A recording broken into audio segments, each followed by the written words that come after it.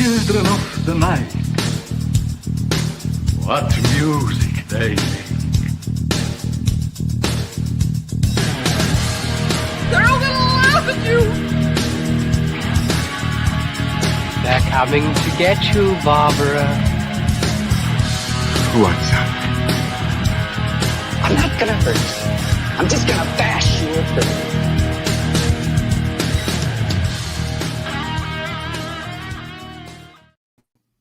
Welcome to Final Guys, where tonight, along with our usual round-robin discussion on what we watched or read or played this past week, we're covering the latest installment in the Final Destination franchise, this one being called Bloodlines.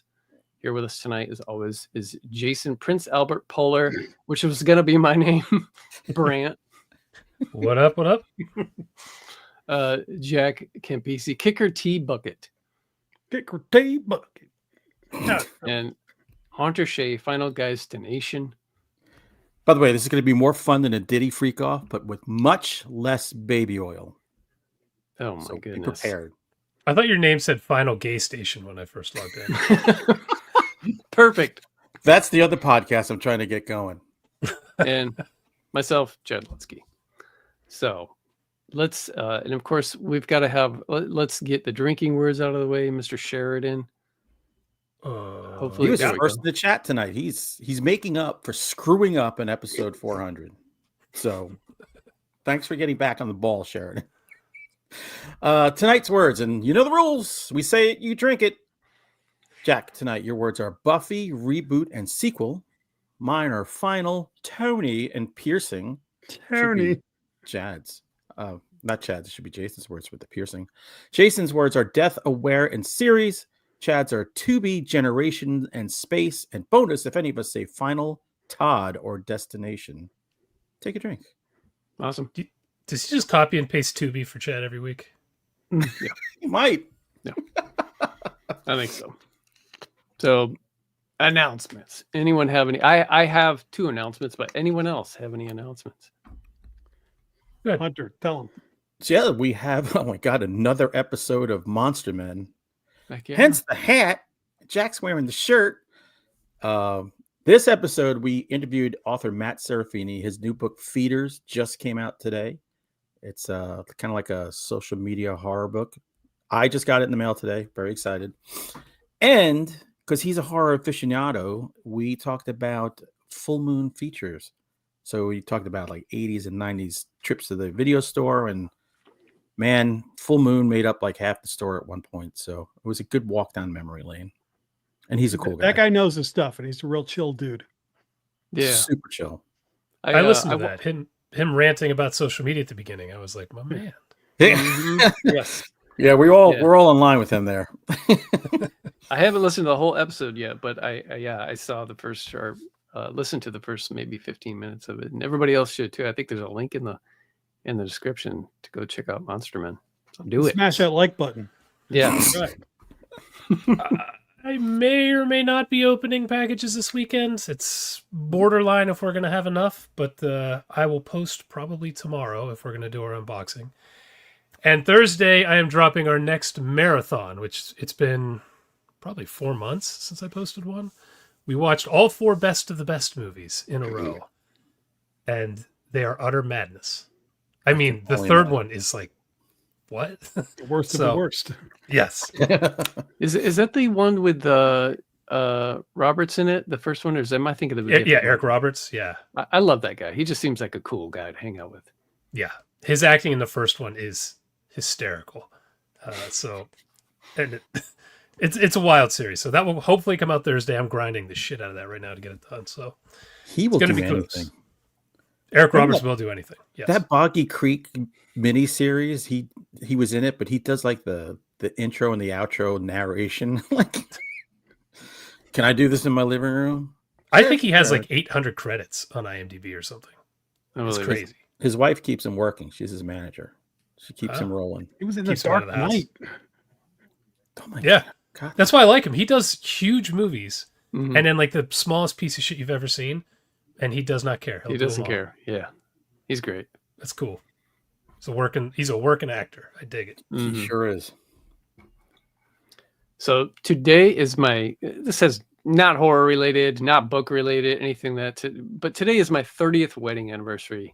And Oh, Wow, happy anniversary. been married for 30 years, together for 34.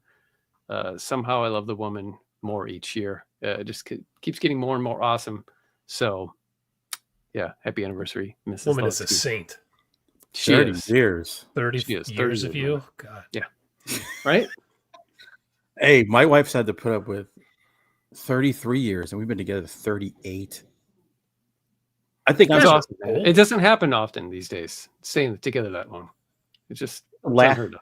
friends, though, where there's a lot of pressure to stay together no matter what. Yep. I'm too to get divorced anyway. What? Yep. Hunter sunk What? down under the lagoon, the water. Did it do that? Oh, Yeah, there you you're go. You're back. all right. Back to the surface. My other announcement is that this is my last Final Guys episode. These guys pick on me way too much. They don't like any of the movies that I like. No. I have way too much on my plate. A lot going on, has been going on for the past year or so. So, yeah, bowing out. As I told these guys earlier, love them. Would love to. Wish we lived closer. But yeah, and you might see my face every once in a while or something. But yeah, it's not your last one. Just yeah. Yeah, we don't let anyone go for good. Yeah, that's not happening. Too bad. Stepping out of the regular rotation. Yeah, we'll There see. we go. Oh, he's logging off. He's reading his email. Okay. Let's get to the good stuff. Let's get to the news. It's the news. Yay. There was breaking news today. I had to add an extra sheet. Two Nice. pieces of paper. Oh my God. I'm all a tingle. The breaking news is this. A24 is working on a Near Dark remake series. Not Mm. movie. And Catherine Bigelow is somehow involved. Whoa. The OG. So the things, when I first saw the headline, I thought they were a remake of the movie. And I was like, and then I saw series. I'm like, oh, okay. Because a lot of times the series just takes the bare bones and will go in a new direction. And then I saw A24. And then I saw Catherine Bigelow. I'm like, okay, I'm cool with this. Huh. I mean, I like the movie, I think, more than the rest of you. I think it's fine. I'm I think sorry. it's fine. Yeah, It's a good thing to remake to me. I mean, I loved it in the 80s. Haven't seen it since. And we had talked about this recently, that it doesn't quite hold up like it used to. So I don't know. But A24 and Near Dark series, that sounds like a winning combo. Yeah, I mean, So that movie, I used to, oh God, in the 80s, it was the 80s, hair metal, dressing like metal cowboys. I used to wear Spurs because I What? used to like to walk into college Metal flashing my cowboys. Spurs going. I would intentionally go late and then walk in late and walk all the way to the back with a ka-ching, ka-ching, ka-ching. That's so And- douchey. I know. Dude. With my fringe leather jacket. Oh See, my. I would just have a lot of Tic Tacs in my pocket and be that guy from Seinfeld. But that movie, I was like, man, I would love to cut someone's throat open with my Spurs. Like when I would go to mosh pits, I go, oh man, I would just love to just cut somebody like that movie. But I didn't. I'd kick Were you him in the ass. surrounded by yes men back then, or what? No, I was That's surrounded horrible. by, Hunter. I was my own man. You were a cowboy at the final Gaystination. Right. Gay station. Exactly, man. Here's the deal, man. I When was the cop, and Chad was the biker guy. When you've hooked into that culture in the 80s, when it's all fun and parties, I could choose to be with a bunch of, like a sausage party at a Metallica show, or I could go to see Winger with 40,000 women and 7 guys. And your Spurs. And your And Spurs. my And your Spurs, Spurs. my jacket, my long crimped hair. Oh yeah, man. That is so absurd. If I wrote that as a character in a book, people would be like, "This is so unrealistic. Yeah. Nobody would ever do this. And I would intentionally find ways to point out the fact that I was such a douche. I was wearing Spurs in New York in Dude, 1987. oh my gosh. Oh, I still have Like- them. You like that guy at the end of whatever Michael Myers movie that was, where they tried to do some kind of weird druid thing, and the cowboy shows up Yes, with the with duster, the duster right? on. Yes, that's you. Yeah, that was. Oh, You should bring it back, gosh. dude. I should. I don't have the fringe jacket, but I still have my other jacket, my other leather, and I still have the Spurs. Let's get Monster Men cowboy hats. I gotta cut up some jeans. All right, I'll work on that for next week. You should wear that to a convention. Just when people ask who you are, just be like, I'm me. You think I'm cosplaying? Yeah. What are you? Oh, I'm 80s douche. How are you? I'm 80s Wow. douche. So I don't know some, if you guys have heard about the scandal or the trouble that Alison Brie and Dave Franco have encountered. They've got a movie coming out later this summer called Together, which is Can't wait to see got that. a lot of buzz. Well, guess what? They are getting sued for copyright because there was another movie. Where the heck's the name of the movie? Better Half. That Mhm. they actually were presented and denied, turned it down. Right. And then the people who made this saw this at like Sundance or something and were like, oh my God, there were scenes like right out of their screenplay Oh and no. everything. So, and that movie was sold for $17 million at Sundance.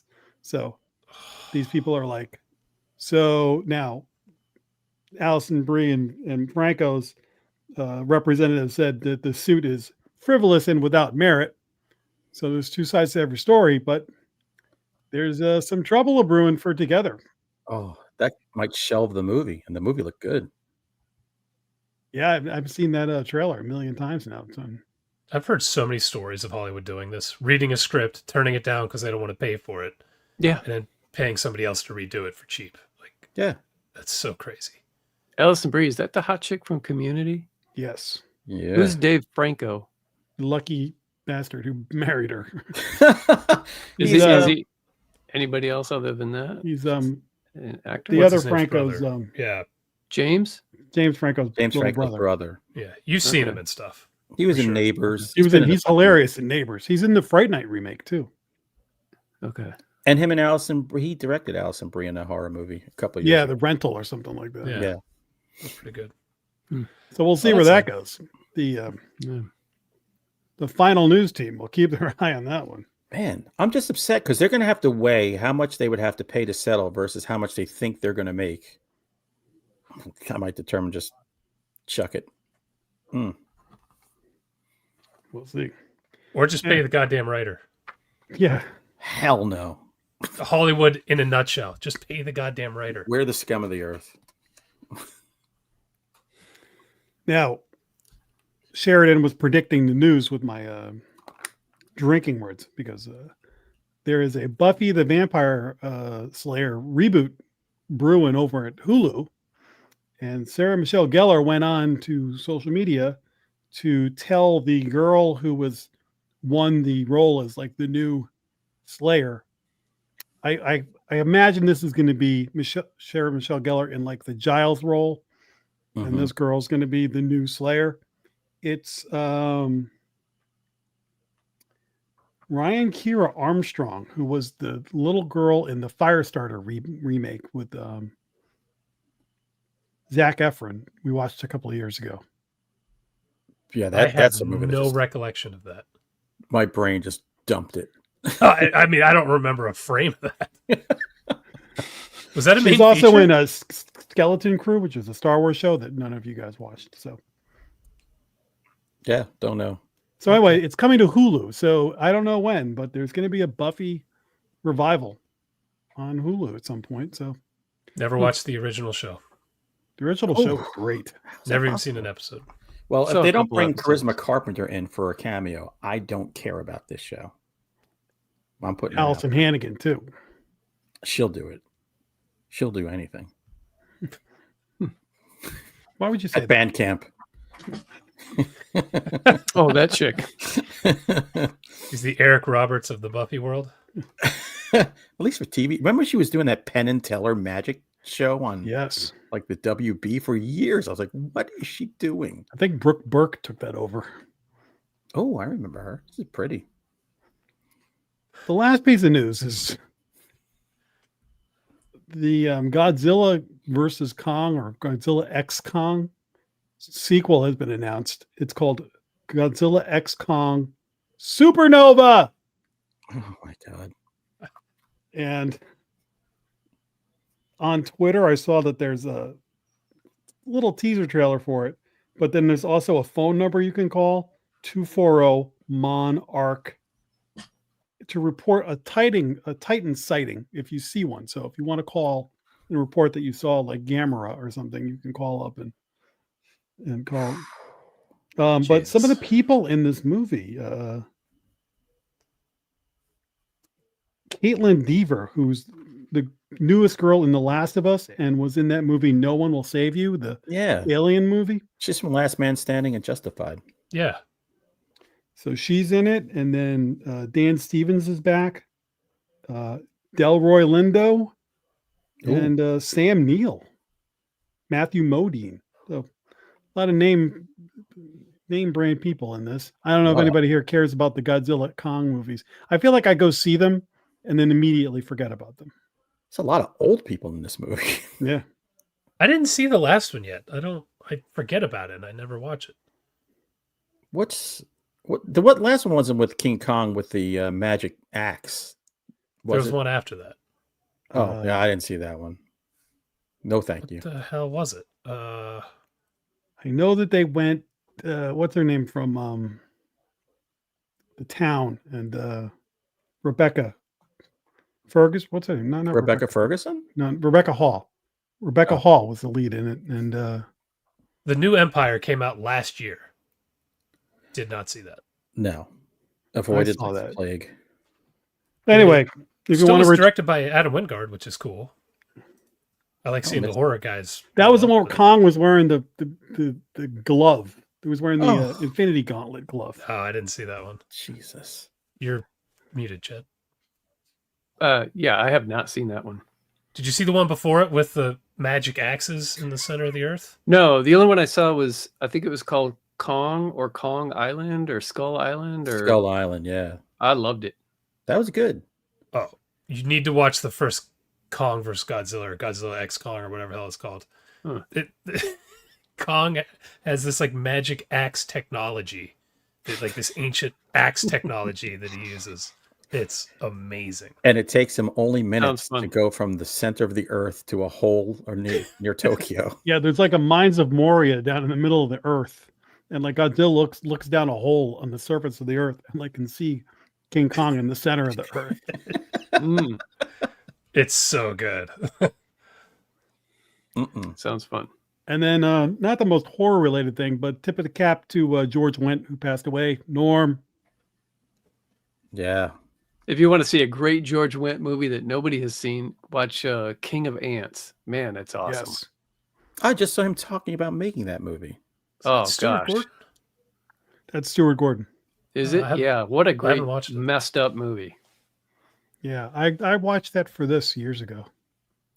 He always had the great lines on Cheers when he would walk in, his one-liners. And one that I have used since the 80s when somebody says, "How's life treating you?" I always go, like I'm sleeping with his wife. My favorite line, it's a dog-eat-dog world out there, and I'm wearing milk bone underwear. What a legend. That guy inspired a generation of people to sit at a bar and do nothing.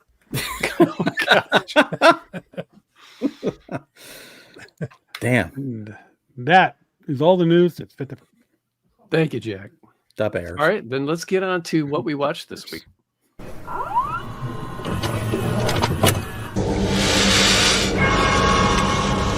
We have such sights to show you. All right, Mr. Prince Albert. You want to tell us what a Prince Albert is, Jason? And Do you show have yours. a Prince Albert? Yeah, I can't show mine. I don't want to get banned. All right. Had it for What- years. What did you watch That's how he adds an optical inch. this week? You know, when I am not thinking about my optical inch, I like to try to watch good movies in between all the bad movies I have to deal with. Particularly when I'm doing editing a marathon, because it's 4 times the amount of work in the same amount of time. So I'm always pissy and grumpy this week. So I thought, you know what? Let's watch a movie that I thought actually looked really bad when it came out, and I've been putting it off. That is 65, starring what the hell, Adam Driver. Yeah. I saw it I in wanted the to go theater. see that. Yeah. Oh, this is a bad movie. Not only is it bad, the writing is just ridiculous. And this is written and directed by Scott Beck and Brian Woods, who did Heretic last year, which is like one of the best scripts in How's that recent possible? memory.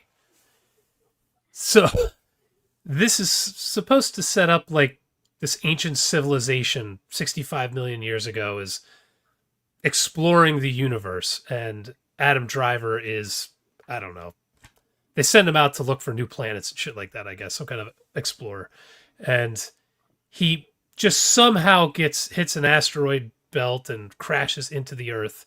But they try to like hide that he's on the Earth for a while, which makes absolutely no sense, because anyone with a brain can be like, oh, that's a T-Rex, he's on Earth, and he's there before everyone. But as the story, and there is no story here except he and this little girl are trying to get to an escape pod that broke off, and they're trying to escape the planet. That's the story, and he's left his family behind.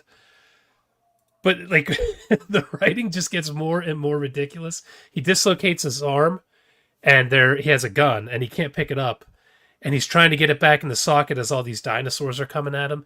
And right at the last second, he puts it in place, and his arm is totally fine. Picks up the gun and just starts ass blasting dinosaurs. Yeah. And that is this movie over and over and over. I don't even know if I should say it's a twist. You know what? I don't care. I'm just going to say it. It gets to the point where he's like, what's that up in the sky? And he has this computer that keeps trying to analyze it, and it's not working. And then, I don't know, halfway through it analyzes it, and it's like, oh, that's an enormous asteroid that's going to hit the Earth. And it's like, oh my God. He got there the day the asteroid is hitting Earth that's destroying the dinosaurs. Of course. So then he's like running from dinosaurs, but also in a crunch to take off before the asteroid hits. But conveniently, when like asteroids actually start hitting the planet and like messing stuff up before the big one comes, every time he starts fighting dinosaurs, all that stops. And then as soon as he kills them and he's running back to the ship, asteroids everywhere. And then he's got to fight dinosaurs. That just stops. I could not believe these were the same guys who did Heretic. Because I think Heretic is amazing. Like the dialogue in that movie, the tension built in that movie using only dialogue should be taught in film schools. Well, this should also be taught in film schools, but in how not to write a movie. You have to assume it's probably like 15 script doctors screwed the whole thing up.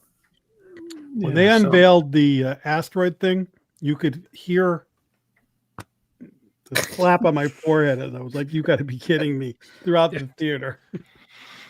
It's the worst name for a movie too. That's a horrible It's name awful. for a movie. Right? It sounds like a baseball movie. Like, Yes.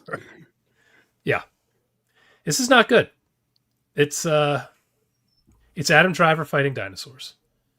Adam Driver, who is an alien from another planet who speaks English, who Excellent. breathes the air fine, who looks just like everyone else. The girl with him looks like everyone else. So you think, oh, they maybe planted the seeds for humanity on the planet. No.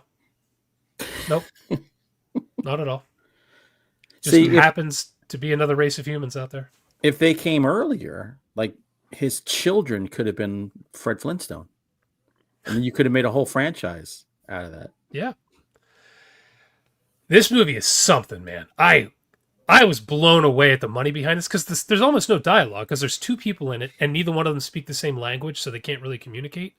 So the script must have been like 40 pages long. It's just like, okay, he runs from dinosaurs, falls in cave, runs from dinosaurs, runs from asteroids. Like, that's the whole movie. I don't understand how this gets so much money in greenlit. It's wild. And then, the same people will be like, well, all the original stuff coming out now fails. It's like, because you're greenlighting shit. Yeah, exactly. Jack, I can't believe you saw this in theater, dude. I would have been so mad.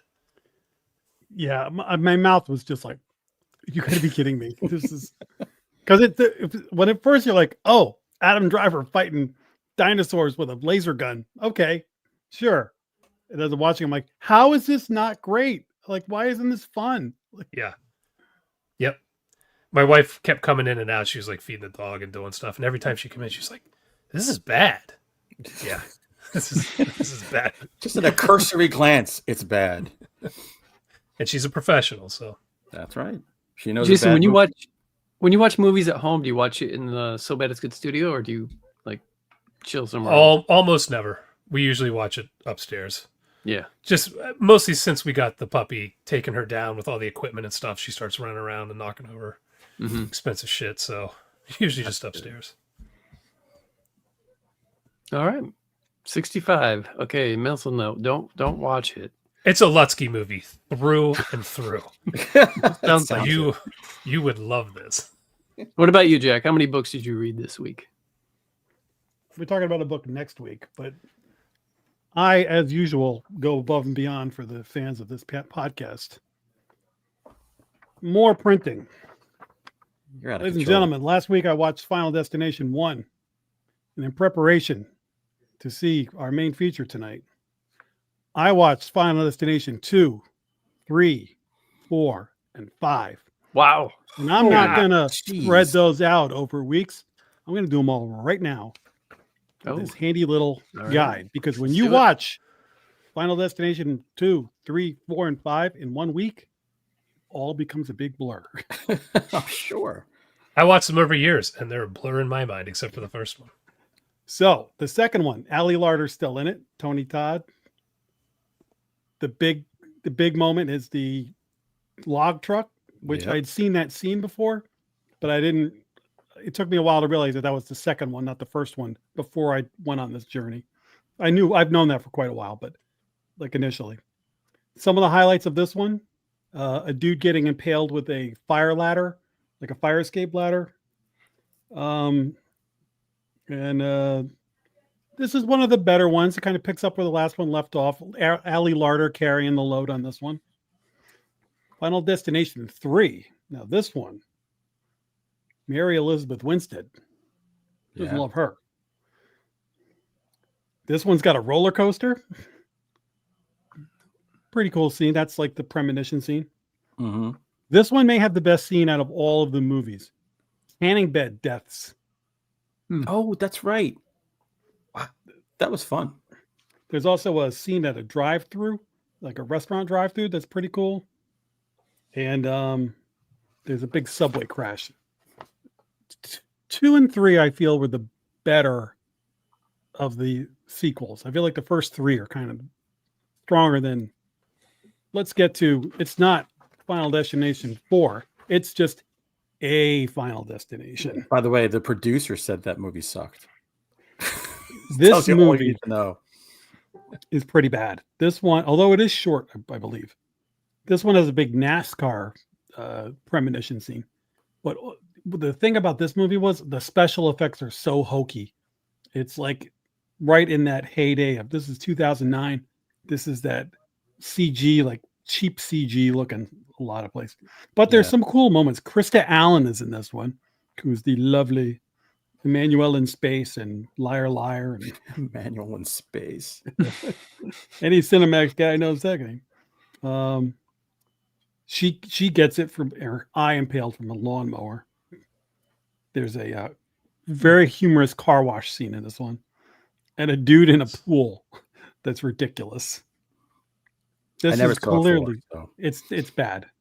I know I saw it. I have no recollection of anything you just described.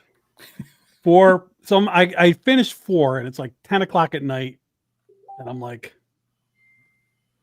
I really need. It was like I think the night before I was going to go see the movie for this.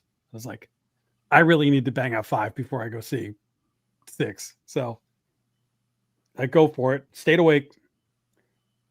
I don't know any of the people in this movie, but this one has a bridge collapse, and the whammy guy from Anchorman is like the leader, the school guy Yep. in that one. So cool. David Koechner. Yes. Cool bridge scene. There's a dude who gets it like in a massage parlor. It's kind of funny. This one's got a LASIK death. That's anybody who doesn't like eye stuff. Which that I scene's did for not. you. And then there's a big twist at the end of that one. So that's kind of and there's each of the movies does a little bit of retconning.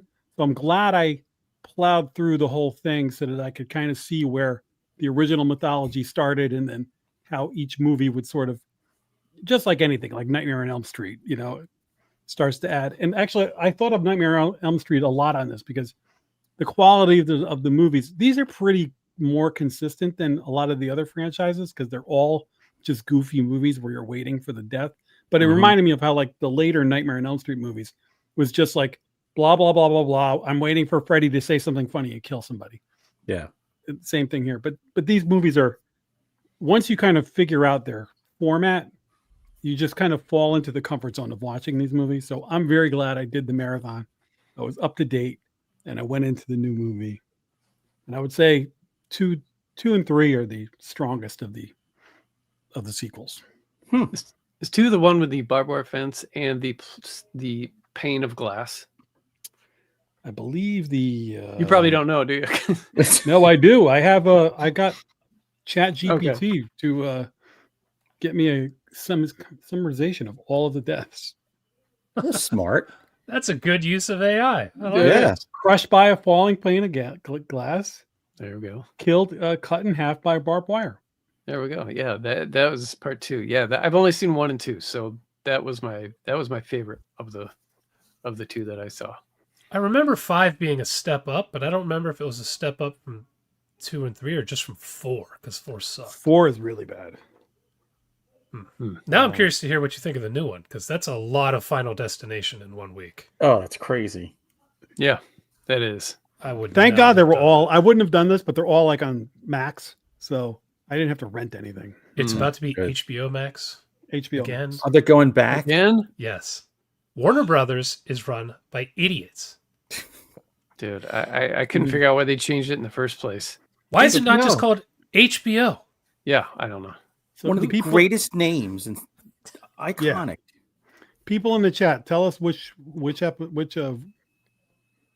part 1, 2, 3, 4, 5, 6 is your favorites. Give us your orders. Yeah, That'll be mingle interesting. amongst yourselves. Talk Tell us. amongst yourselves.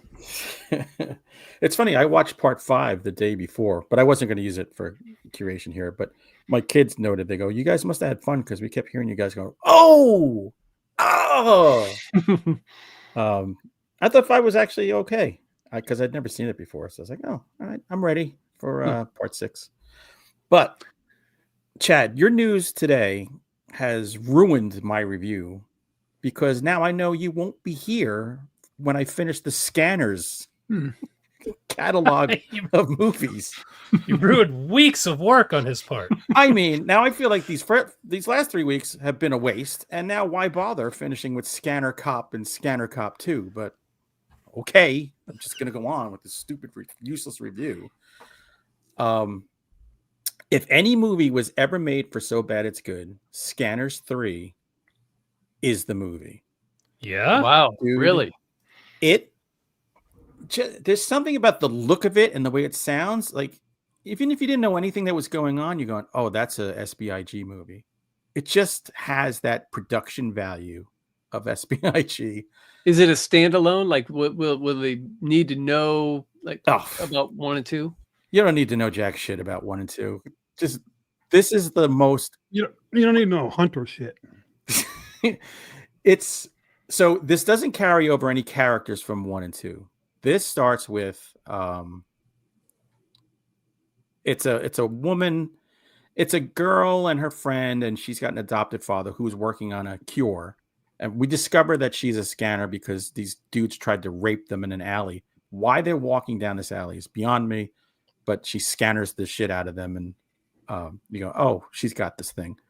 So it turns out people who are scanners also tend to die relatively young because of all these physical problems that go on with you. Oh yeah, that guy. The eyes.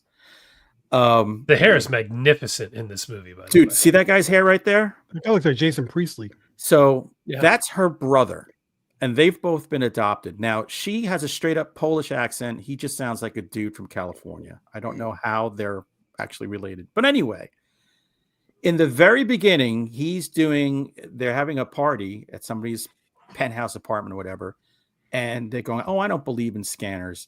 And then his friend, who's dressed like Santa and kind of drunk, goes, "Oh, dude, show him how you scan." So he's doing a thing where he's pushing this dude with his mind, and the guy's holding back, and you think he's doing pantomime, but then he's actually sliding backwards. One guy comes up behind, hits the scanner guy in the back, which makes him blow this guy out the window to his death. It's so dumb. Okay, I'm listening. So if you scan your friend out a window, naturally you will move to Thailand and live with monks for several years. So when he lives with the monks, he has a completely shaved head. And then when a guy comes, I think it's the family lawyer, to come get him, saying your sister's out of control, he flies back to America and he's got that full head of hair again. His hair grew like a chia pet on the flight over. Awesome. I want to watch this. Dude, when he's up Buck Rogers. $20. Holy cow. Howdy, Steven. Howdy Thank back. you, sir. Dude, $20. That's gonna pay for our goodbye card for Chad. And a Dunkin' Donuts gift card. We didn't discuss this expenditure. Oh, I'm sorry. Never mind.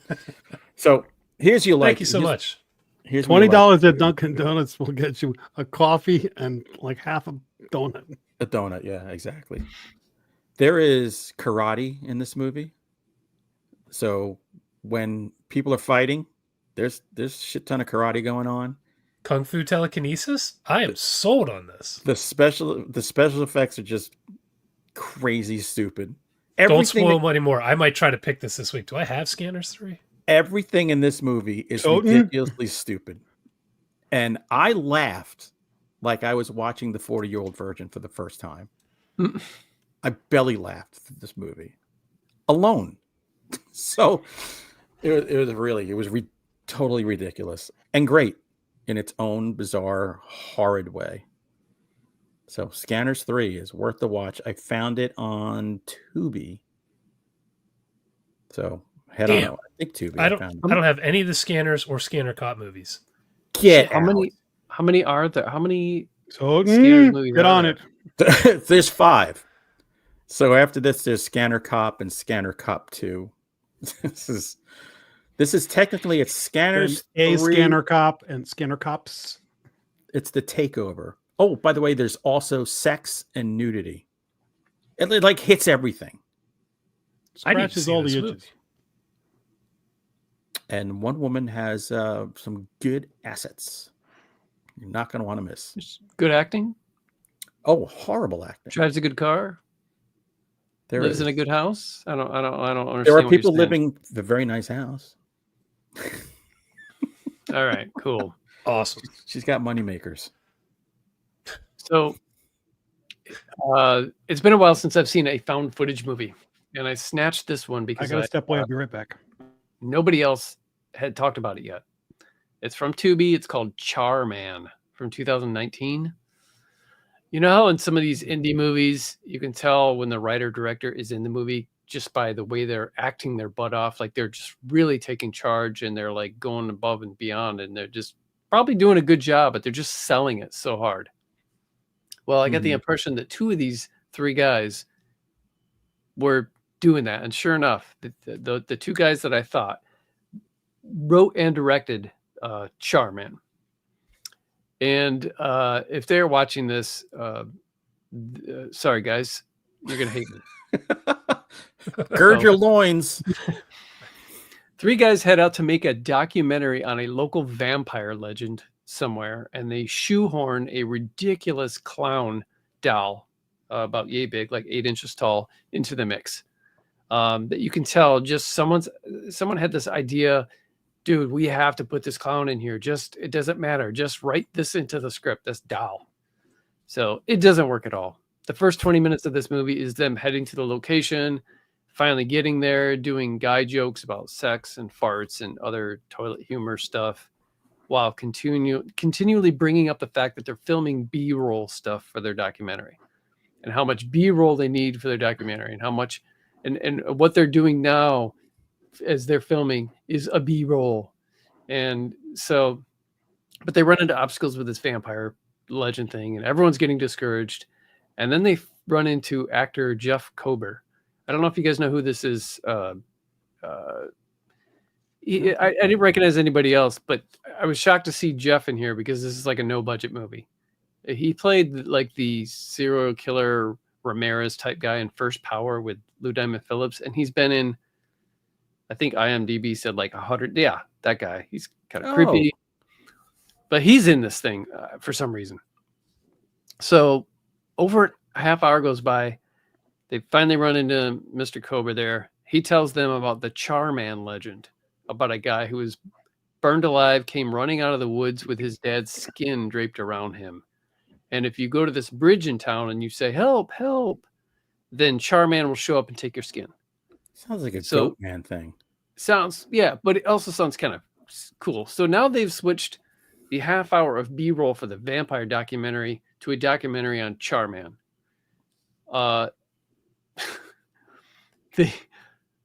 They use the same, in the meantime, they use the same scare twice, where one of them throws that clown like out in the brush, and then they spend like 5 minutes looking for it, can't find it. Dude gets pissed, they go home. I mean, we all see this coming, right? The doll's gonna be at the house. Sure enough, the next day, the same thing. Dude throws it in there because they get in a fight or whatever. They'll spend movie time looking for it and everything. So they do this twice in this movie. And this is kind of tells you it's all they've got. And then despite going to the bridge and chanting, help me, nothing happens. And then all of a sudden you've got kids outside their windows just standing there with like Strangers, the movie The Strangers, type masks on. Mm-hmm. They're not moving. They're not doing anything. They're not saying anything. They'd just be in the grass or in the road or outside so now there's no more Charman. It's just these children.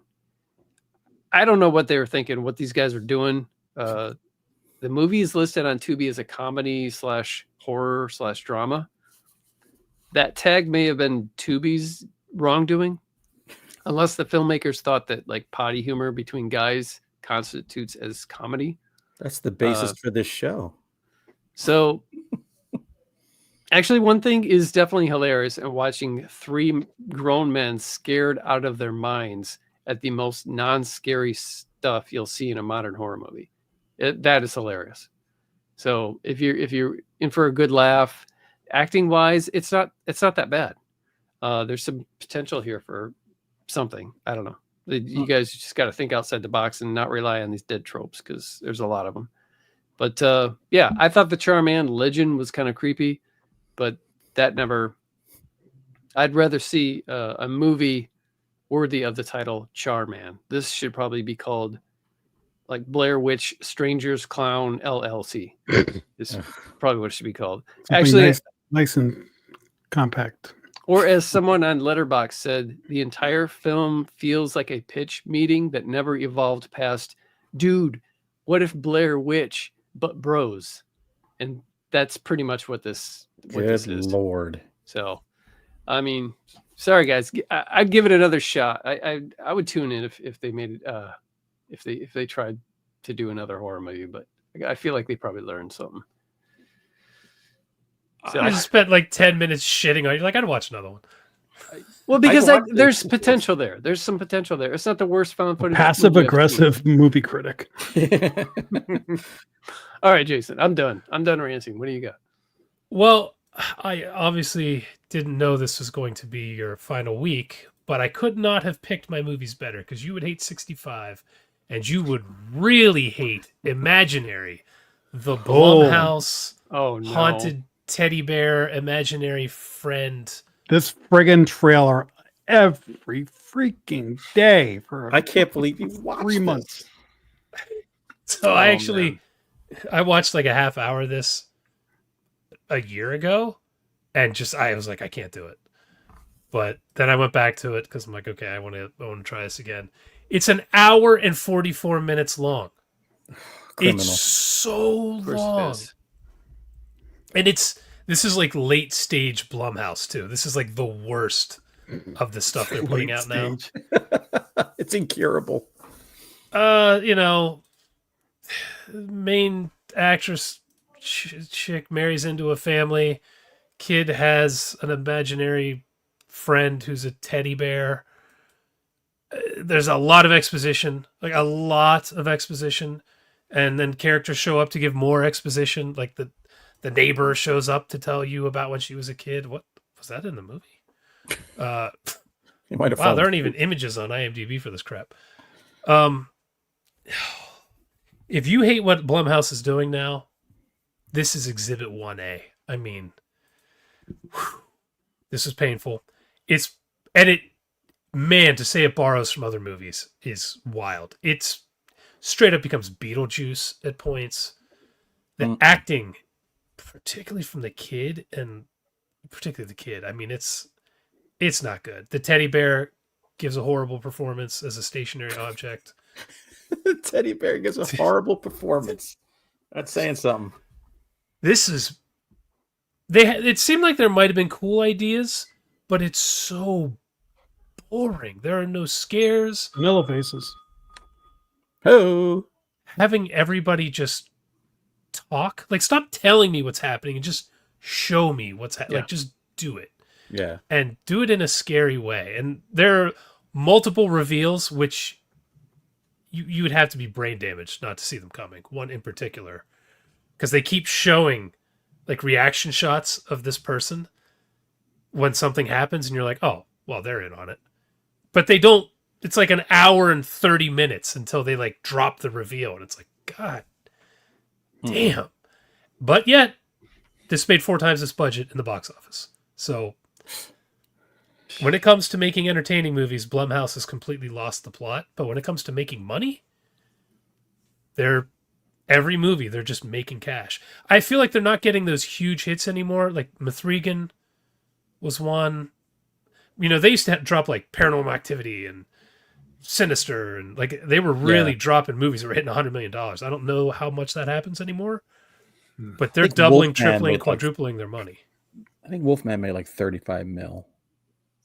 That's their biggest. What a forgettable movie Mithrigan. that was. I think that movie was kind of expensive too, wasn't it? For them anyway. For them, it was more than the usual. Wolfman. Oh my God, dude. I already forgot about that movie. The only thing that sticks out is the horrible casting of Garner. Ooh. And I like her as an actress, but okay, yeah, here you go. Not The Wolfman lost money. Cost 25 million, only made 35 million. So they ate shit Wow. on that. Yeah. That'll teach them. They're going to make that money back with Megan 2.0. Imaginary too. Toten Well- Toten says PG-13 horror should be illegal. I don't agree. Jaws and The Grudge were both great movies. You can make a good PG-13 horror It's movie. possible, but it's tough. But this sounds like a movie that's made for teens cutting their teeth in a horror. Yes, but it's bad. That's okay. A lot of shit This, we like. this is bad. not good. I actually looked this up because I was like, am I just aged out of this at this point? No, this movie is universally panned. I don't think anybody likes this. So I wish Blumhouse would just come back to just give us like 1 or 2 movies a year. You used to give us like a bunch. Just Dude. Megan 2.0. That's all you're going to need this year. No. I don't. I'm so excited. Oh boy. that Every day I gives, wake up. it gives me hope that cocaine is back in Hollywood when I saw that trailer. Oh my God. This is a cocaine movie. All right, Jack, what you got, buddy? Hold on to your hats, folks. I went to one of those Screams Unseen sneak previews last night at AMC, and I saw the highly anticipated Bring Her Back, which is Oh. coming out in 2 weeks. I was just going to say that has to be a main feature when it comes out because people are going gaga.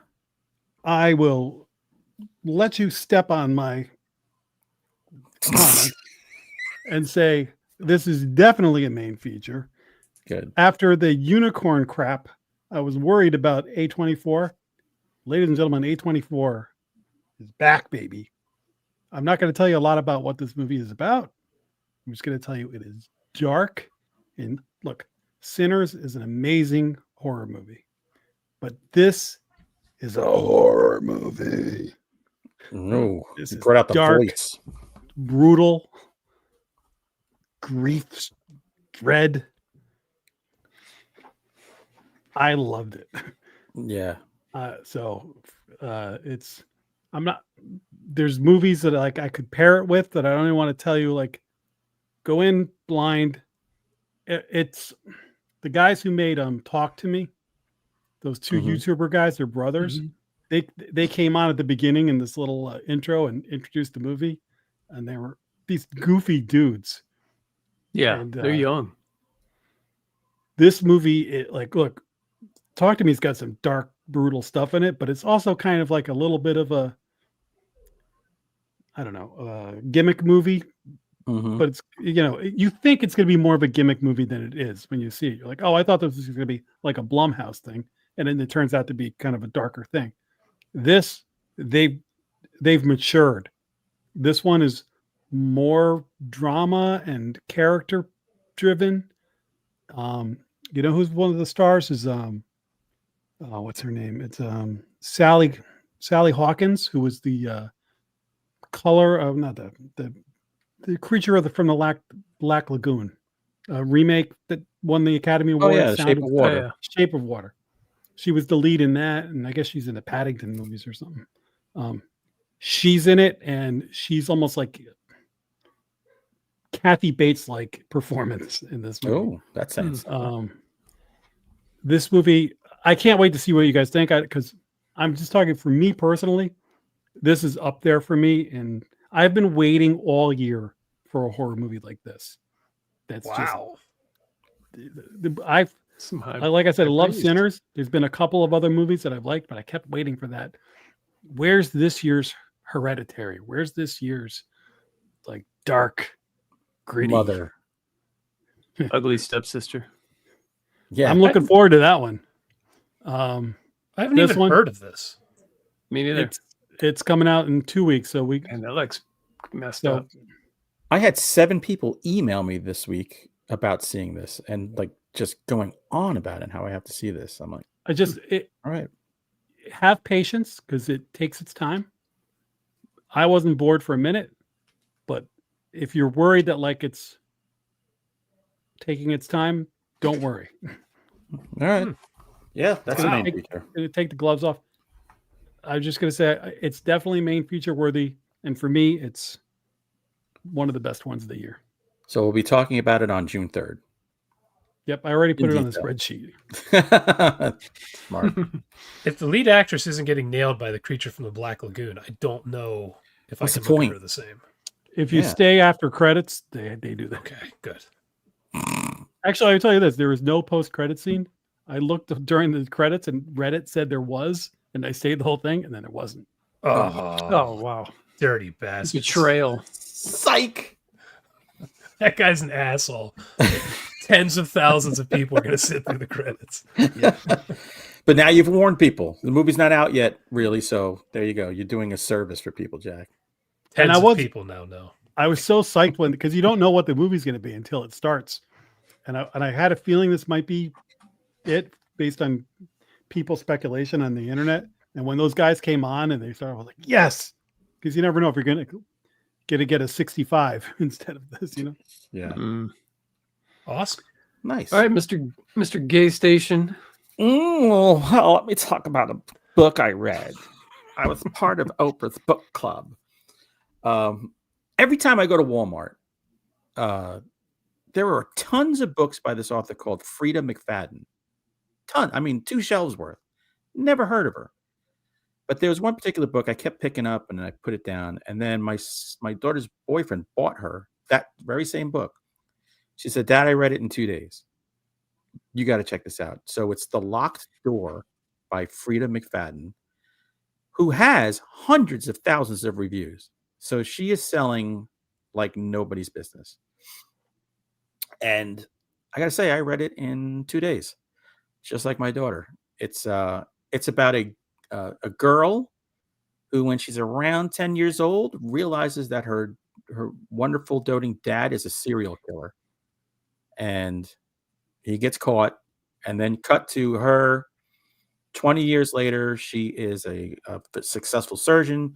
She's changed her name. She's changed where she lives. And by the way, the mother was possibly complicit with his stuff, and she committed suicide. So this girl is basically an orphan. This woman's an orphan, and she finds out that some of the patients that she has done surgery on are being murdered in the exact same way that her father used to murder people, including some caveats that were never released to the public, which makes the police think that she's possibly a suspect and carrying on the old murder gene. This is a really good book. I mean, it sucked me in from the very first page. It's like, holy cow, I kind of get why tons of people, obviously millions of people, are reading her stuff. And there's a bunch of books out there. I don't want to give anything else away. But it's really cool. I thought it'd be kind of like, romancy. It's not. I mean, there is a love story that's kind of through here, but it doesn't dominate at all. Why did you think that? Because the book is red, or because it was written by a woman? Because it was in Walmart. It was in Walmart, and I was like, oh, all right. If it's not a Christian book, it's got to be like a romance thing. But it wasn't. And now she has a fan. I know I'm gonna say it's horror in the way that Silence of the Lambs is horror. So it's like a crime, crime thriller, mystery. I love crime thrillers. Yeah, and super easy read. I mean, there's some people, the way they write, you can just devour the book. Stephen King is like that. Douglas Preston, Lincoln Child for me is like that, where I can read giant books in no time just because that's how Lansdale is for me. Yeah. So. Get Frieda McFadden. Next time you're at the old Walmart, go grab one. I've never heard of this author. Me either. It was a new thing for me. I recognize the name, but yeah. So, hundreds of thousands of people. Can't be wrong. That was a great book. Though Twilight was reviewed a million times. All right. I don't know if I'm ever going to get to her because, God, now I can't think of his name. I'm reading his book right now, the Europa book you told me to read. Oh, yeah. Great. I'm reading it now. I love this book, so I have a feeling I'm going down this guy's rabbit hole here. He's got one of his books out. One of his books is on sale for 99 cents right now. It's like To the Center of the Earth or something like that. It's part of a 3-book series. Yeah, I'm going to be reading this guy for a while, I think. I knew you'd love that book. Yeah, I'm total gay station for this guy now. Hello, Europa. All right. There are 3 Davids that God has blessed us with on this planet. 3 Davids who cannot be replicated no matter how hard you try, because they're that original. And now 2 of them are dead. David Bowie, David Lynch. And this past week, just like Hunter did earlier this month and continues, I spent an hour and a half with my favorite alive David, Cronenberg, and his movie The Brood. Yeah, I've seen every Cronenberg movie at least 2 or 3 times, except for the last couple, which I heard wasn't. I can't remember the last one what it was, but I'm going to tell SPIG Dave you did not mention him. Oh, well, he goes by Dave, not David. That's my favorite Dave. I'm talking David. I'm talking David's. Has Cronenberg ever showed up on a stream we were having shirtless with a giant mug of alcohol? I do love Dave, and I miss seeing him. Morning. Larry David is better than all the Davids you mentioned, by the way. He is pretty good, but not quite as good as these guys. Anyway, 70s and 80s Cronenberg is just on a whole other level. So yeah. What about from Independence Day? My David. Jesus. I don't remember that. That's a deep cut. Jesus. But we get a slightly unhinged Oliver Reed, who plays a bizarre psychologist who encourages people to find their inner rage and let it manifest as something physical, like sores on their body. It's supposed Which movie is this? The Brood. The Brood. Oh yeah. Oh God. It's somehow supposed to be therapeutic, but then when these cleft-lipped children start murdering people with hammers and meat tenderizers, that's what they are. That's what they look like, dude. I love That it. should be on the box. It's starting to look like once that happens, it's starting to look like the psychologist is somehow involved, and now it's up to our divorcee dad protagonist to find out what's going on after a couple of the murderous children abduct his daughter. The rest of the movie is full of spoilers. I won't get into psychological body horror that only Cronenberg can dream up. Just wild, zany stuff. This is one of my favorites of his. It's not as gritty as like a couple of the movies before it, like Rabid and Shivers, but I think it's done better. Mhm. But yeah, if you haven't dove into that, I mean, I think everyone's seen The Fly remake, Hell which yeah. is Of course. maybe the best remake that's ever been made. But if you haven't seen Cronenberg's other stuff, man, you're missing out. This one I watched over on Max, and I know Shivers and Rabbit are on, I don't know. And there's Videodrome and what's the gynecologist twins? Oh, with the twins. Dead Ringers. Dead Ringers. Man.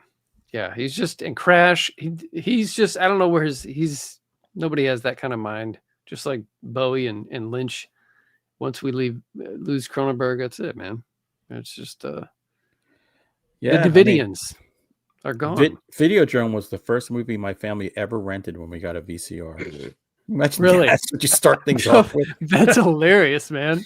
And there was like the family gathered round. You got drinks and popcorn, and we just watched a vagina television and all that other fun stuff. Wow. Peak James Woods. Yeah. I gotta say, The Brood, there's a shot at the end of that movie that I will never forget until the day I die. It grossed me out so much. I'll tell you guys after if you want to know, but you can probably guess. Oh my God. Okay, well, does anybody else have anything else that they want to share that they tapped out? Any more Final Destination movies, Jack? Fiction? Just the main feature we're going to talk about. All right. Well, then let's get to that main feature, Final Destination Bloodlines. You like scary movies? Uh-huh. What's your favorite scary movie? I don't know. You have to have a favorite. What comes to mind? Okay. Hunter, do you want to give a synopsis of this? I mean, or if we even need one.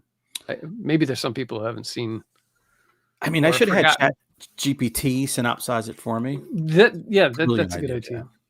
Chat GPT would tell you. This is number 6 in the line, and it is both a prequel and a sequel of the Final Destination. It's a bookend for the series, if you really want to look at it that way. And it's about death being cheated and then following people through their bloodlines until death has gotten what he came for. And lots of just interesting ways to murder people. Like I always think with these movies, they should always play the Bugs Bunny music. Dun dun dun dun dun dun dun dun dun. Just like seeing things fall into place. Oh my god!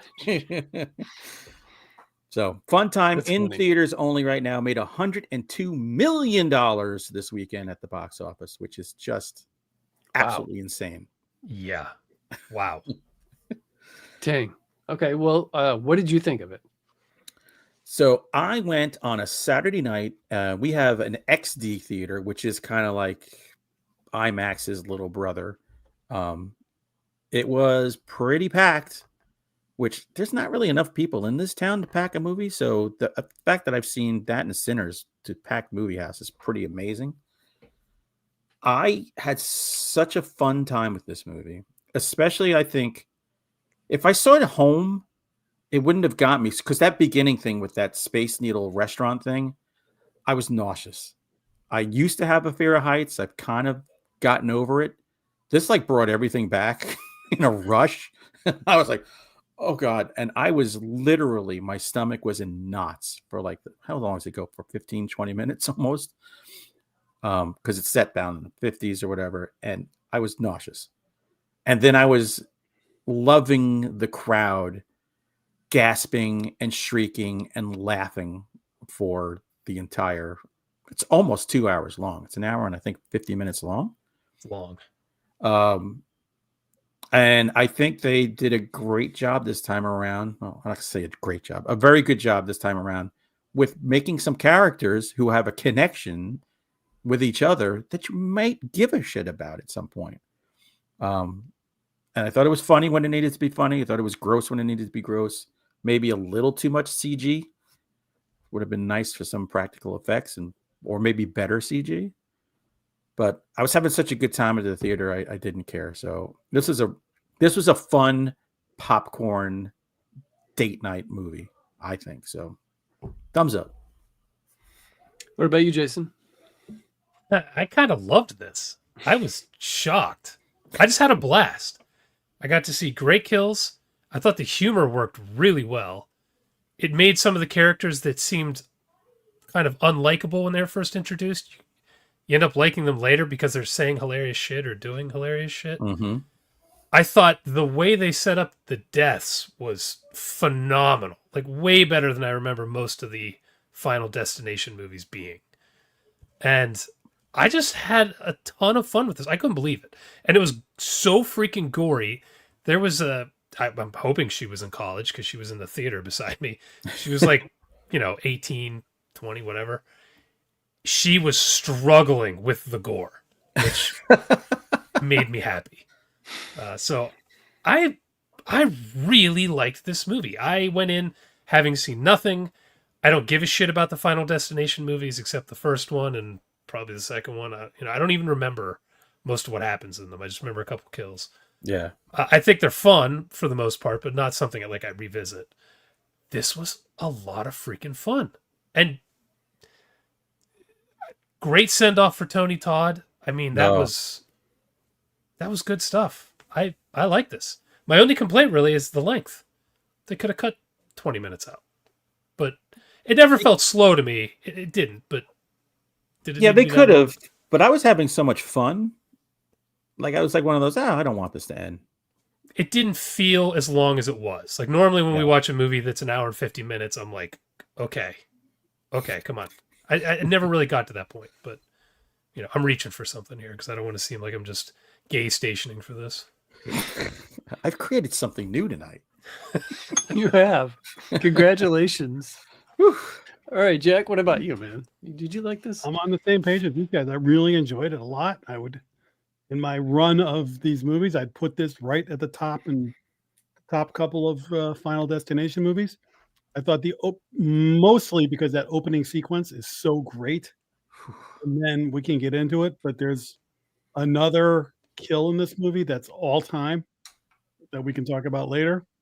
I absolutely agree, though. This could have been a little bit shorter. I felt some of the lengths between kills I started to feel it for a while. Yeah. I had a really good time, but I felt like, knock 10 minutes off this movie, tighten it up a little bit. There was a lot of ridiculous things in this movie that I can't wait to talk about. But overall, I thought, Jason, you're exactly right. They did a really good job of the anticipation with what was going to happen and then sort of subverting a little bit, do a bait and switch on you at times. So I saw this in IMAX. I think that really helped too. So 2 thumbs up. How are you with the heights stuff in IMAX? Heights Did it make you dizzy at all? No. Oh man. I'm not like you. I was clutching my seat. No. Between the night before when I got to see the eye thing, the laser eye thing, and this where it's like bringing back my fear of heights. I'm like, what the hell? These movies are wrecking me. I got backbone, dude. I can handle this stuff. Yeah, it's because it's a back brace, you old bastard, Yes. polio victim. It's like a D. So yeah, All right. thumbs up for me. This is one of my. This is one of the better movies.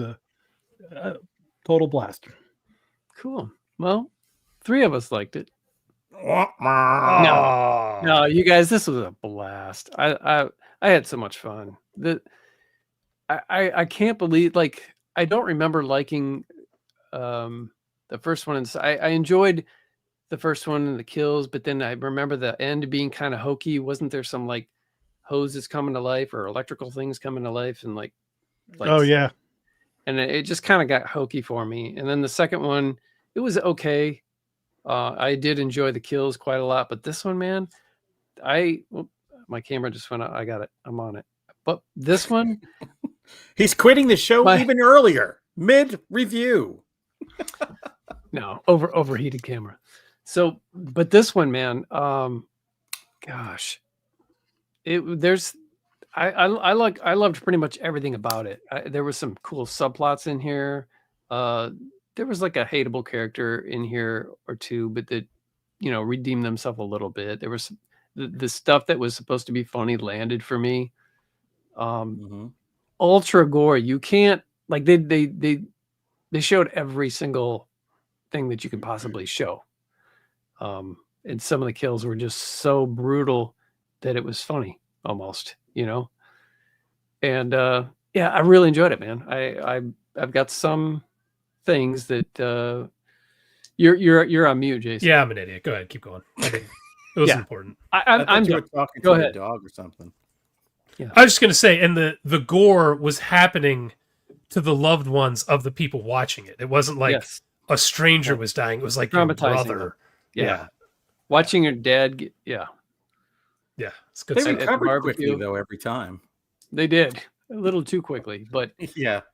I'm looking forward to the spoiler section because All and of these movies have this moment where everybody really quickly figures out that death is stalking everybody, and everybody Yeah. just sort of all it takes is one more death, and everyone's like, "Okay, you're totally right." Yeah. I will say, gosh, man, I don't know if you guys read anything about Tony Todd's performance and what happened during the filming of this, but Yep. I mean, even watching it, it was tough to watch. He I looked don't know that I bad. would have known that was him if his voice didn't even sound like him. No, I mean, Didn't look like him and at all. His final parting words were all ad-libbed by him. Yeah, at the request of the director, just like, dude, say what you want to say to your fans because this is it. And Yeah, so it was a tearjerker moment. it was, man. It really was. I about teared up watching it. It was freaking messed up. But yeah, what it reminded me of David Bowie's last video where he says, look up here, I'm in heaven. And then he died soon after. So it was kind of like a weird, And that was an ultra weird last video to go out on. yeah. What was that Lazarus, David Carradine's last words? I'm gonna come. What a legend. There's a David. Yeah. Yeah. Well, anyway, God. there was something I was going to mention. Oh, I laughed pretty hard. And actually, when the part where he said, "I don't want that. None of that unsalted stuff. I'm going to go out. I'm going to get." That was hilarious. Mm-hmm. That whole Unsalted scene, peanut. which we'll have to get to in spoilers, I thought was funny as hell. And there was a throwback to, was it Final Destination 5's poster? One of the kills is the poster. Oh, really?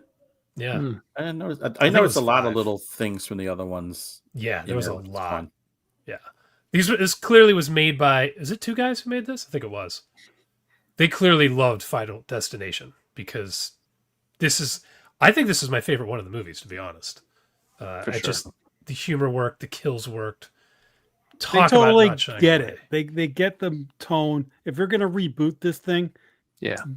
this is the way to go. Because some of those earlier ones take it so seriously until you get to the kills, Mm-hmm. and so the tone really switches. This one, I think, sort of gets the balance a little bit better. Yeah. If they were to be able to do everyone like this, I can see this as being a franchise that every horror fan just cannot wait to see the next one.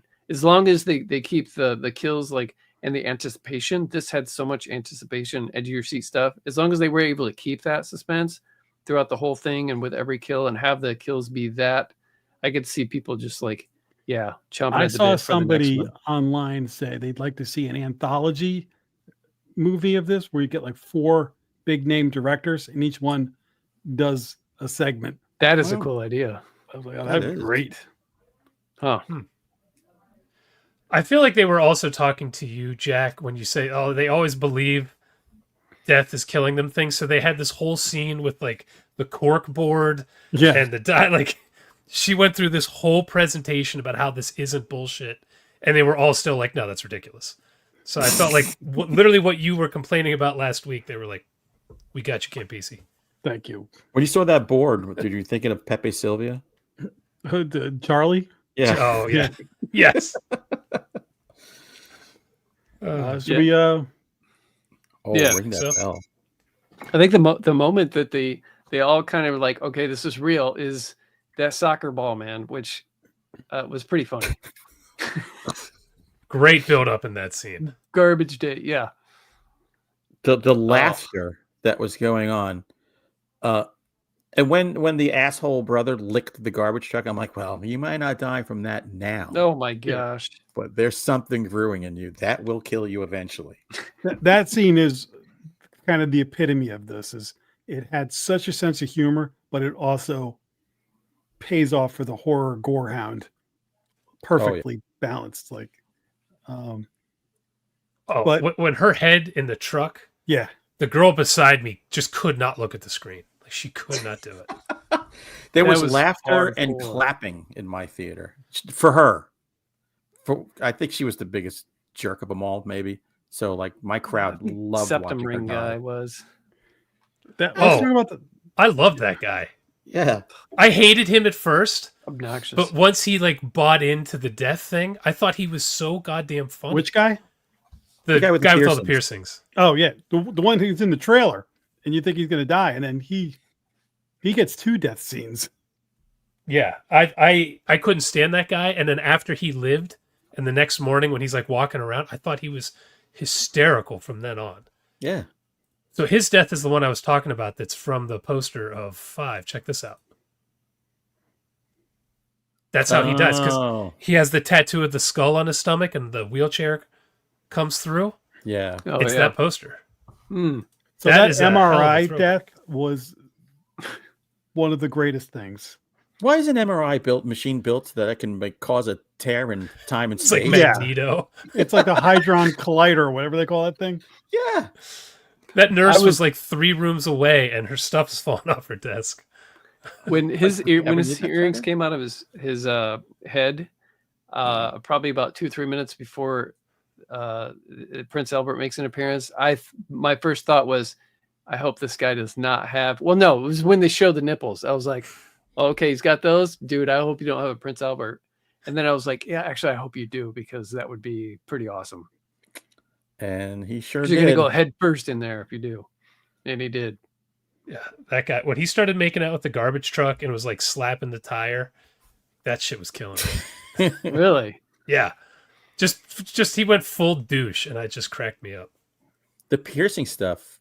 Chad, you remember the band Biohazard, Chad? Yeah. Hmm. So I went to see them live at a club, New and York this band, dude, this shirtless dude in the 80s, he's got piercings all over his body, nipples, and he's got chains connecting everything, and he decides to crowd surf, and the crowd decides to rip everything out. And I just remember it's raining was he blood thinking? on us, like flecks of blood. I just look at my friend, I was like, It was like I the gotta get the hell out of this. Mom. opening scene of Blade. Yeah. Were you cutting him with your spurs? No, I didn't. But I did have a boot that I put a spike in. So when we would mosh, I would kick people in the ass with the spike. If you ever walk into my You're house that with guy. spurs on, I'm going to turn on my MRI machine with the safety off. Turn I'm it all the way only to going to 11. wear spurs around you now. And your assless chaps. I get my David Lee Roth ear. I gotta find that. Hunter, I also felt uncomfortable at the beginning with I don't know that I would call myself afraid of heights, but I mean to a certain extent, I am. Yeah. But not like standing on like a 6-foot ladder or anything. No. Yeah, this was that- so extreme. Yeah, big time, man. And I was like, oh, you guys got to get out of there. That The whole opening thing scene, from the elevator up, all that stuff was like, what are you guys doing? And the dance music, floor was great. yes, it was so good. But what they did with the annoying kid too, that kid's annoying on the ground. He's Yeah. annoying the whole way up, the whole way back down, and then the piano fall. Yeah, the way they killed the kid with the kid. Listen, you knew the he was choice gonna- of the song "Shout" was perfect because everybody shout. They're all bouncing. Like that is Mhm. such a perfect musical choice. Yeah, Yep. it's Yeah. I thought maybe the kid might live because he's a kid. So I was Not in this movie. It was like an orgasm when that piano fell on him. It's like, oh thank God. Yeah, I'm they not nailed sure. everything. Even the finger getting degloved at the beginning. Yes. Oh my gosh. Good stuff. That was hardcore. Yeah, and how often do we get to see a movie where a Misfits bobblehead is the catalyst for death in the I didn't even realize that's what that was. That's so Yeah. funny. And that scene was also awesome too because that's like the epitome. Like when I saw the monkey, there's like a lot of parallels to these kind of movies in that. Mhm. And I was like, then I saw this trailer, and I'm like, oh man, looks like Final Destination is really leaning into it. Like, there's nothing like that scene in any other of these movies. Like, that's really well done and well lit Yeah. and everything. And to pull that whole scene off, and then he doesn't die, that was like a great Dude, sleight of hand. I laughed so hard when you just see him just walking down the street with a juice box, wearing the fire department shirt. Mhm. It was so funny. Being a total douchebag. Yeah. Yeah. That was the moment that guy turned me. Because I was like, man, all the cousins are such dicks. He's so protective of his brother or whatever cousin about his allergy. And then he's the one who's like, okay, now kill yourself with peanut butter. And I felt bad for the brother. He's like a golden retriever, kind of dopey, good-natured guy with his allergy to peanuts. When he found out he's adopted, that was pretty funny too. He's Oh, like, that was is that great. why he's always asking me to play catch? Yeah. I'm saying there's so much good comedy in this. Yeah. Comedy, They nailed blood, the kills. tone perfectly. The ending did. was equally ridiculous with the train. Like that's Yeah. when it just came out of a full-blown cartoon at that point. Yeah, that's Daffy Duck. But I and- loved it and because when running. they got hit by the logs, which is a throwback to 2, they just explode. Yeah. Which Toten had mentioned earlier in the chat that they're like big blood bags, but where are the bones? Yeah. But in this movie, I felt like it fit with the humor. Just Oh yeah. they explode. There's nothing in them but blood. By the way, that house that the grandmother was living in, Yes, I want to that talk Tony about that. Todd helped her The Laurie build. Strode's house. I thought of that too. If you're trying to avoid death, that is the Exactly. worst place you could possibly. Let's Exactly. make all the sharpest stuff. Right. Yeah. Everywhere. The most dangerous house on the planet to keep yourself safe. You should be living in a house of bubble wrap. You Like, should be living in that house in Creepshow. They're creeping up on you with the guy with the The bug with guy. the bugs? germaphobe. Oh. The germaphobe, yeah.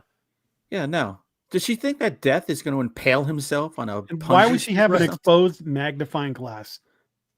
Like, never have loose change, never have a chandelier, never have any screws. She's clearly doing important work with that magnifying glass. Yeah. She never left her house. Who diagnosed her with cancer? Not the same thing. Do the never thought of Uber that. Eats people navigate that driveway? Yeah. This I is had one of those questions. movies though that's like you don't even care. No, the details do not matter in this. You're right. Mm-mm. The EpiPen that has a needle in it, and he's Yeah. just holding it in his dead hand right there. Yeah, That's fine. nothing happened Yeah. to that. That's fine. By the way, I appreciate the fact that this is 2 horror movies this year with Asian American leads.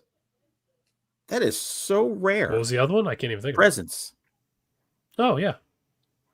And See, I when was it's like, done well, like who gives a shit? Like it's just good. Yeah, but I'm like, oh, I noticed it because Yeah. I think they get the Didn't short end even of the occur to me. stick. Yeah, but her Mad Max house. It was like, what is this defending you from? I was getting the Laurie Strode from the Halloween Yeah. reboot Totally. and Oh, yeah. Road Warrior. She built a house with more things that could kill you than any place on earth you could possibly be. Yes, for Yep. sure. Why not? And then the trampoline. I love when they're jumping on the trampoline, and then the mother is like, no, there's a rake, and the kid's like, thanks, Mom. That whole scene, that may have been my favorite part of the movie, just because it was like, it was so dragged out, but it was super intense that whole time. And you're just like, okay, so I know it's probably not going to be the glass, but who has the piece of glass, you know? Oh, Yeah. And then when the death does happen with the lawnmower, it happens so fast. And it's like, oh, these poor kids, man, watching their dad get chewed up like that. That Yeah. glass really built the tension. that woman in Yes. front of me, every time someone took a drink, she's gasping in this movie and covering her mouth and just totally freaking out. I'm like, this is what these kind of movies need to do. Get a Yeah. reaction out of you. The glass is another one of those, like, the attention to detail in this does not matter because it went through his foot like this. I'm like, how did that go through bone? Yeah. But Dude, it doesn't matter. Death They don't can have do whatever bones. he Like wants. Toad said, they don't have bones. No, Right. right? Yeah, they were just Blood bags. plastic people. They're meant to explode, and they do. Oh A boy, lot. do they! Even at the beginning, when she sees her now fiance, or no, almost fiance, when he's like holding the glass and it's cutting his hands and he falls, he immediately cracks his head off the first piece of metal, and she has to watch him like cartwheel through the air. Spung. It was very Titanic-like. It was great. Don't let go. It was sad. It's good shit. Yeah, it was excellent. All right. So next week, you guys are going to do some Ugly Stepsister. Is that what you? We are. Right Well, on. now that you're leaving, we're going to do the movie you wanted to do. And then we're going to do our month-long tribute to Tubi. A 21 Tubi salute for Chad Lusky. We each going to watch 7 Tubi movies and review them next week. Each of us Start. brings 7 of our favorite Tubi movies. I'll start with Charman. If you do want to see my face, you can go over to Creepy Couch. I have my channel. Still working hard on it. So we'll see if I can get that sucker off the ground. Yeah, man. All right. Slog. Well, I guess tune in next week at 8 o'clock Eastern, Tuesday, for Ugly Stepsister. And A round of applause for Chad Lutsky. smash the... 2.5 years. Farewell I did not know it was that long. to you fair Spanish ladies. Man, it's like a prison sentence. And He that's sprung from himself. the moment I became an official Final Guy. I was on 18 episodes before that. Oh, wow. So, yeah. Not One- that, Finally one of which- rolled. not that he's one keeping of- track. One of which was just me and Jason. And that's it. And I had COVID, so I wore sunglasses so I didn't scare anybody. Oh, me and Jack must have been at that. Remember, Jack? We went to that resort in the Poconos. We were probably in the champagne glass tub. Oh, yeah. Yeah, that was a fun. It was time. When like I found out you were Superman. It was like a 35-minute episode. We were at Was a it? gay That was station. Niagara I don't Falls. remember. Never mind. It was fast. Yeah. Wherever the gay station was, that's where we Yeah. were. Okay. So let's wrap it up. Until next week, these guys will see you on Final Guys. Subscribe. Rub up against the like button. All that stuff. Bye. Yeah. Rub it, rub it.